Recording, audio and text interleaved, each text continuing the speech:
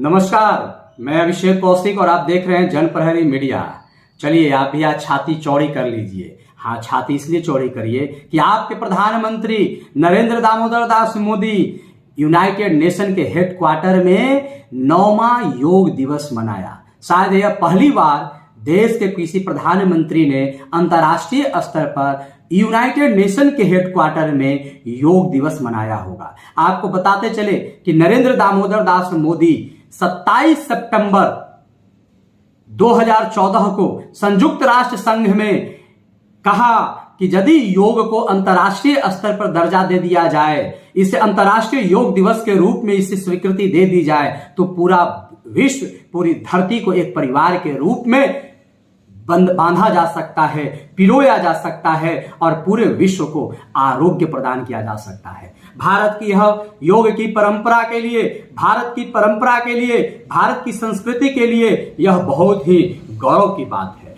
और इस गौरव को मान देने वाला प्रधानमंत्री नरेंद्र मोदी एक बार फिर हमें छाती चौड़ी करने पर मजबूर कर दिया। देश में आंतरिक विषयों पर नरेंद्र मोदी के गलत नीतियों का विरोध भी करेंगे, बेरोजगारी पर उनसे सवाल भी पूछेंगे, महंगाई पर उनसे सवाल भी पूछेंगे, आंतरिक विषयों पर उनके आंखों में आंख डालकर बात भी करेंगे। यही हमारे देश की खूबसूरती है। लेकिन जब कोई व्यक्ति या कोई राष्ट्राध्यक्ष या कोई मंत्री अपने देश का यदि गौरव बढ़ाएगा तो उसके लिए उसकी भूरी भूरी प्रशंसा भी करेंगे।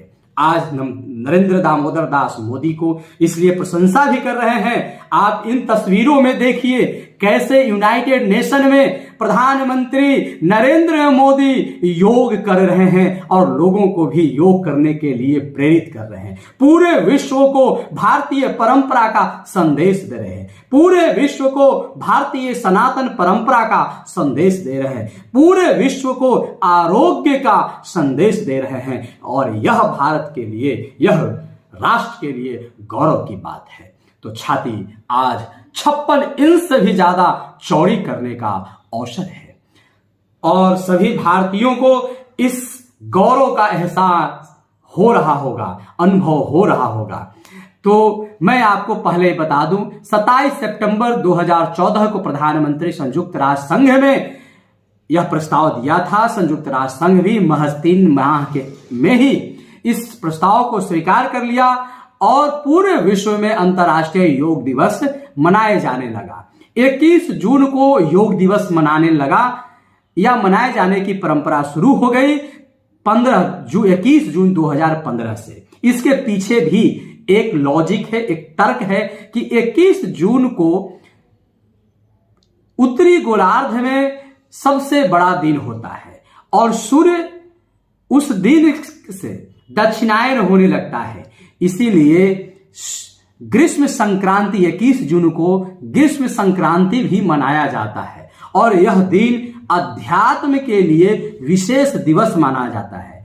अध्यात्म से लोग इस दिन को या इस दिन से ज्यादा उनका अटैचमेंट, उनका आकर्षण होने लगता है, अध्यात्म की तरफ ज्यादा झुकाव होने लगता है। इसलिए 21 जून को योगा दिवस मनाना शुरू हुआ।